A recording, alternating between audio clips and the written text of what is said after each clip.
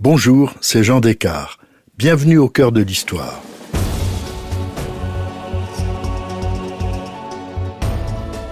Le 30 mars 1950, disparaissait Léon Blum, célèbre chef du gouvernement du Front populaire de 1936 à 1938. Dans cette période de l'entre-deux-guerres où la politique était particulièrement violente et tourmentée, l'extrême droite a fait de lui l'homme le plus détesté de France. Aujourd'hui, je vous parle de cet intellectuel idéaliste qui fut l'un des fondateurs du socialisme français. Dans tous ses combats, il n'a jamais été médiocre.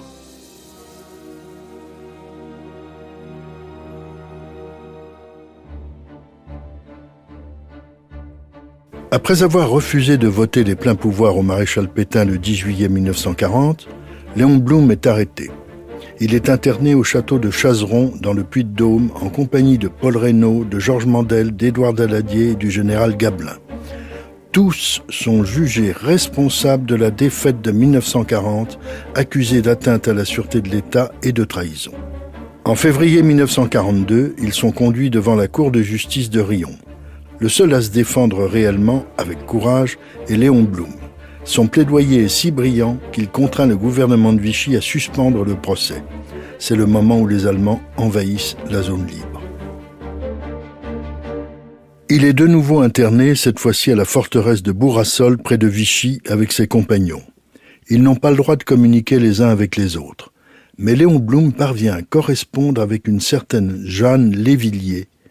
Il est veuf depuis 1938 de sa deuxième épouse Thérèse, emportée par un cancer généralisé. Elle avait été le grand amour de sa vie. Depuis ce moment, et peut-être un peu avant, sa petite cousine, Jeanne Lévillier, éperdument amoureuse de lui, fera tout pour embellir et adoucir son existence. Le 31 mars 1943, Léon Blum, qui a 71 ans, entame son 30e mois de captivité. Il voit arriver à la forteresse des officiers allemands qui viennent l'enlever ainsi que ses compagnons. Léon Blum a juste le temps de griffonner quelques mots à Jeanne, qu'il appelle Jeannot. À l'instant, entre des officiers allemands, je pars à midi, les dés sont jetés, je te promets de revenir intact. Les détenus sont conduits à l'aéroport de Clermont-Ferrand et de là, ils partent en avion pour l'Allemagne. Blum est séparé de ses compagnons d'infortune. Il débarque en Allemagne dans un lieu qui lui est inconnu. En fait, l'endroit s'appelle Buchenwald. Cependant, il n'est pas soumis au même traitement qu'un déporté ordinaire. Laissons son biographe, Jean Lacouture, nous expliquer. Installé dans un baraquement proche du quartier des officiers, à la limite extérieure du camp, il ne sait même pas qu'il vit dans le sinistre Buchenwald dont il a entendu parler par ses camarades anti-nazis. Ce n'est que plus tard qu'il en prendra conscience. Le local est propre, assez bien chauffé. Il peut travailler, dispose d'un poste de radio et reçoit la presse, celle de Paris, de la collaboration bien sûr, l'Œuvre ou le Matin. Mais il y a tant de façons de lire un journal, fût-il ignoble. Léon Blum découvre que la chambre voisine de la sienne est occupée par Georges Mandel. Celui-ci, ministre de l'Intérieur en 1940, s'était opposé à l'armistice. Georges Mandel était alors parti vers le Maroc. Arrêté et ramené en France, il a été livré aux Allemands par Vichy. Ils sont libres de se rencontrer, échangent des livres et des idées, jouent au billard, bref, se soutiennent et vont devenir amis alors que la vie politique les avait opposés auparavant. Dès son premier jour à Buchenwald, Léon Blum avait écrit à Jeannot, nous dit Jean Lacouture. « Vous pourrez peut-être me rejoindre. » Il précise qu'elle sera enfermée, que nul retour ne sera possible, que ce voyage et cette réunion présentent les pires dangers.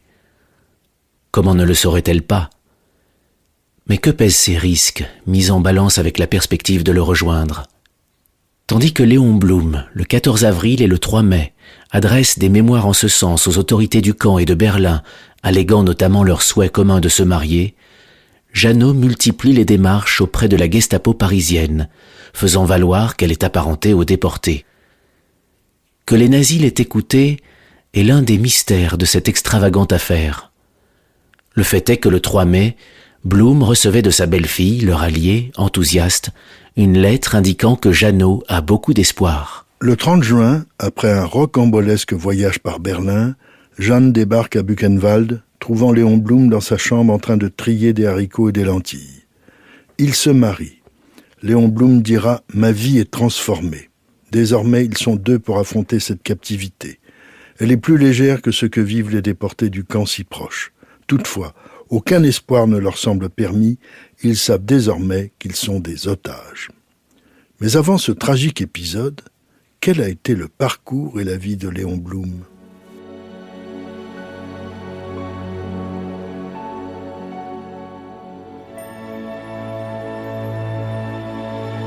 Il est né en 1872 dans une famille d'origine juive alsacienne qui a réussi dans le commerce des tissus. Le train de vie de ses parents est plus qu'aisé. Il fera ses études à Paris au lycée Charlemagne, puis à Henri IV, où il prépare le concours d'entrée à Normal Sup.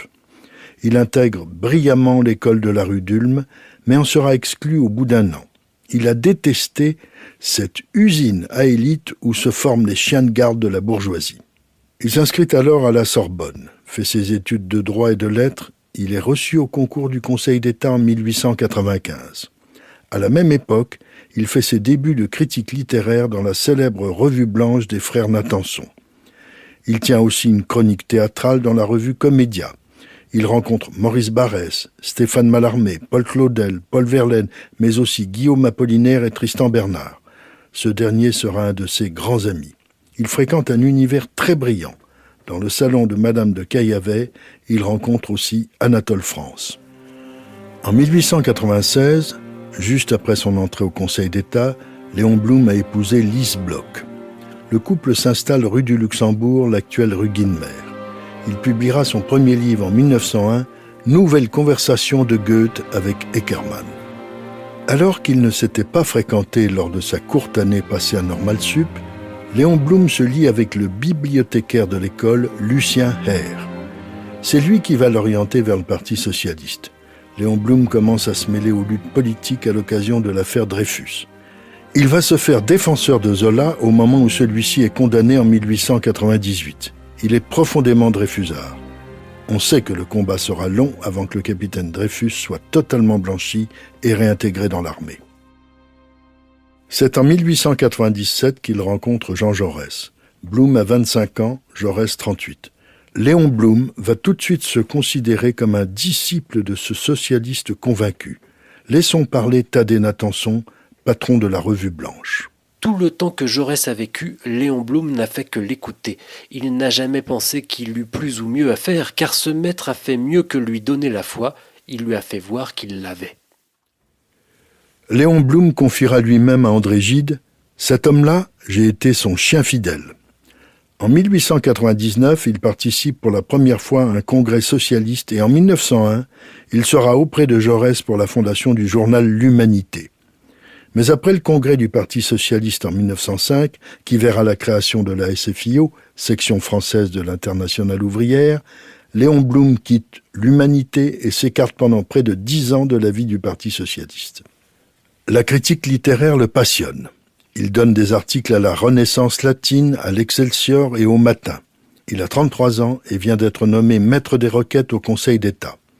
Avec son épouse, il déménage pour s'installer dans un très grand appartement du boulevard Montparnasse. Il aménage un grand bureau-atelier. Il y accroche 2 grandes toiles de Vuillard prêtées par Alfred Natanson. Il consacre aussi beaucoup de temps à l'éducation de son petit garçon, Robert, né en 1902. Sa femme, Lise, est passionnée de théâtre et de musique. Boulevard Montparnasse, on rencontre Alfred Cortot, Gabriel Fauré et surtout Reynaldo Hahn, très lié à Léon Blum. Lise est une hôtesse remarquable, bien qu'un peu autoritaire et légèrement bas-bleu. Pendant les vacances, ils reçoivent beaucoup le monde des arts et de la littérature dans une villa d'Anguin louée par leurs parents. C'est alors qu'il écrit son traité du mariage en 1907.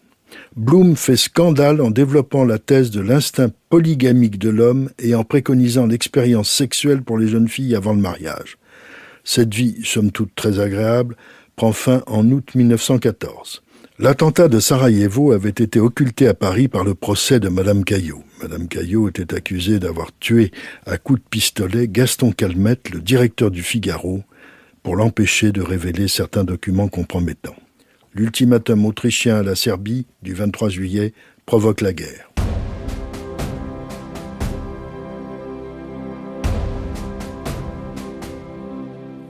Jaurès se rend à une réunion d'urgence à Bruxelles de l'Union internationale socialiste. Blum l'accompagne à la gare du Nord. C'est la dernière fois qu'il verra Jaurès. À son retour de Bruxelles, le 31 juillet, Jaurès passe sa journée à l'Humanité avant d'aller prendre un verre au Café du Croissant. À 21h40, il est assassiné à bout portant. Blum se précipite chez les Jaurès où le corps du tribun a été ramené. Il éprouve un immense chagrin. C'est son maître en politique qui vient de mourir. Lorsque la Première Guerre mondiale éclate, Léon Blum a 42 ans. Il n'est pas mobilisable, mais il souhaite servir. Il va le faire au sein du gouvernement d'Union nationale de René Viviani. Blum est chef de cabinet d'un des 2 ministres socialistes du gouvernement, Marcel Samba, chargé des travaux publics. Blum y reste de 1914 à 1916. Ce ministère est un ministère clé. L'intelligence, les capacités d'organisateur et les connaissances juridiques de Léon Blum lui permettent de s'imposer. Il s'attaque à la reconversion des usines civiles à des fins militaires. Il le fait avec une grande efficacité. En 1916, il réintègre le Conseil d'État et se replonge aussi dans la vie du Parti socialiste. En 1919, il est chargé de rédiger le programme d'action du Parti socialiste. Cette même année, Blum est élu député de la Seine. Il entre définitivement en politique. Ses fonctions parlementaires étant incompatibles avec celles de conseiller d'État, il s'inscrit au barreau. En quelques mois, il devient l'avocat civiliste le plus réputé de Paris. Il va gagner beaucoup d'argent, éternel paradoxe du socialisme engagé. Cela ne le dérange pas du tout. Le grand tournant de sa vie politique va être le Congrès de Tours. Il débute le 25 décembre 1920. Pour les congressistes laïcs, Noël ne compte pas. C'est la rupture. Blum est une des vedettes de la minorité hostile aux bolcheviks.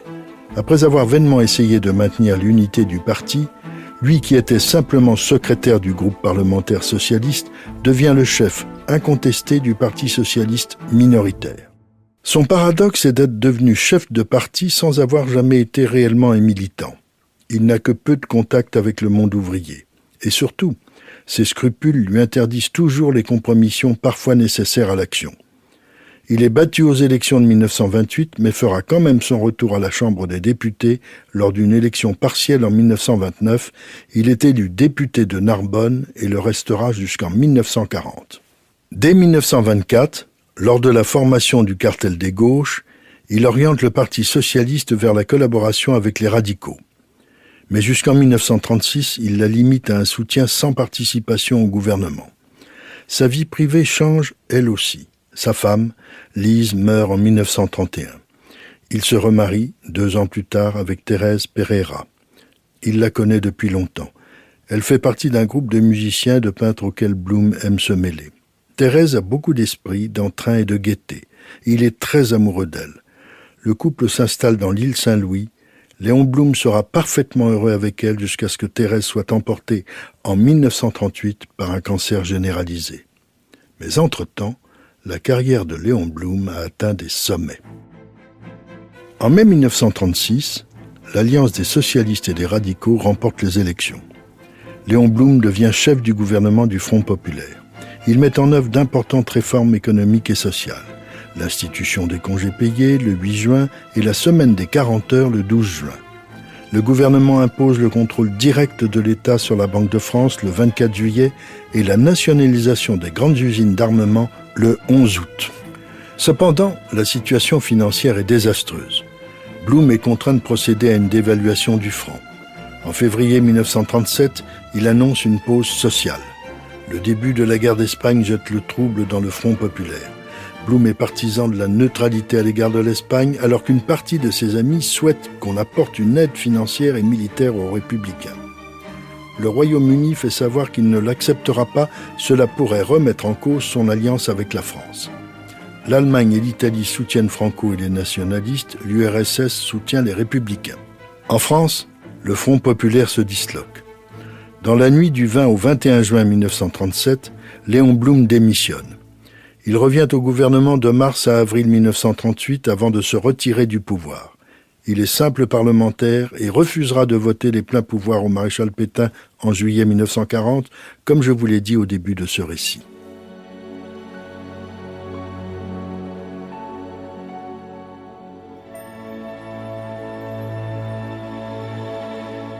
À Buchenwald, Léon Blum écrit beaucoup. Il s'astreint à des dialogues avec son épouse. De ces dialogues vont naître des notes qui formeront une suite et seront publiées sous le titre « À l'échelle humaine ». Un matin de juillet 1944, la Gestapo vient extraire Georges Mandel du baraquement où il cohabite depuis des mois. Ils ne savent pas encore que Mandel sera ramené en France où la milice l'assassinera dans la forêt de Fontainebleau. Léon et Jeanne raconteront ce qu'ils soupçonnaient sans réellement l'appréhender. Écoutons Léon Blum. C'est aussi la rigueur de cette clôture qui explique un fait à première vue incompréhensible. Je veux dire, notre ignorance si longtemps prolongée sur les horreurs indicibles qui se perpétraient à quelques centaines de mètres de nous. Le premier indice que nous avons surpris est l'étrange odeur qui nous parvenait souvent le soir par les fenêtres ouvertes et qui nous obsédait la nuit tout entière quand le vent continuait à souffler dans la même direction. C'était l'odeur des fours crématoires.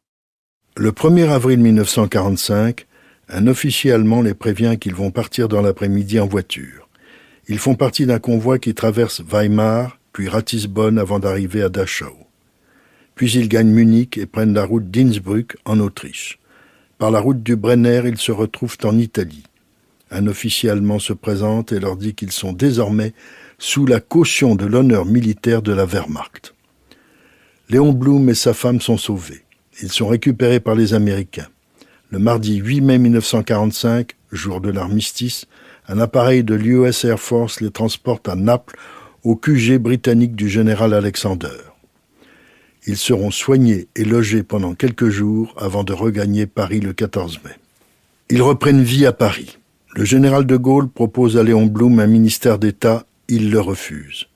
Fin 1946, à la demande de Vincent Auriol, Léon Blum forme un gouvernement socialiste homogène qui ne sera qu'un cabinet de transition d'1 mois, avant l'élection de Vincent Auriol, président de la République. Léon Blum restera l'homme des congés payés, des 40 heures et le principal inspirateur du socialisme français. S'il n'a plus des responsabilités politiques, il restera intellectuellement très actif jusqu'à la fin, notamment avec ses éditoriaux dans Le Populaire. Il s'éteint dans sa maison de Jouy en Josas le 30 mars 1950.